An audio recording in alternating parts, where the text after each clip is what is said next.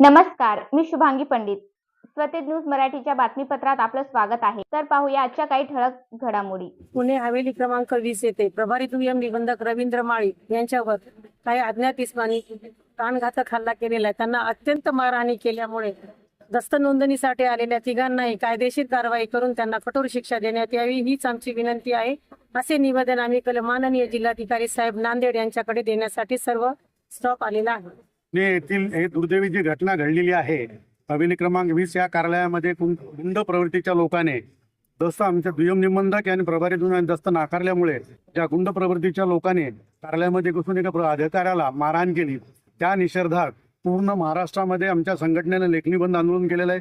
जोपर्यंत त्या गुंड लोकांना अटक होणार नाही व त्यांना शासन होणार नाही, त्याच्यावर योग्य कलम लावून त्याच्यावर गुन्हा दाखल होणार नाही, तोपर्यंत आम्ही काम बंद ठेवणार आहोत अशी आम्ही शासनाकडे मागणी केलेली आहे. त्यामुळे आम्ही काम बंद करतो. आज माननीय जिल्हाधिकारी यांच्याकडे आम्ही निवेदन द्यायला आलेलो आहोत.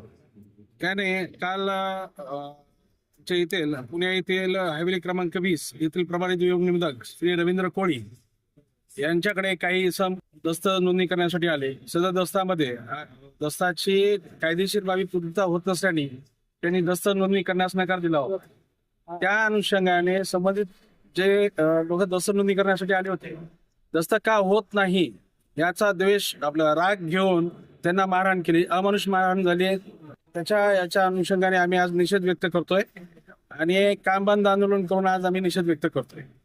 संबंधित जे आरोपी आहेत त्यांना तात्काळ अटक झाली पाहिजे आणि कठोर शासन झालं पाहिजे ही आमच्या संघटनेची मागणी आहे.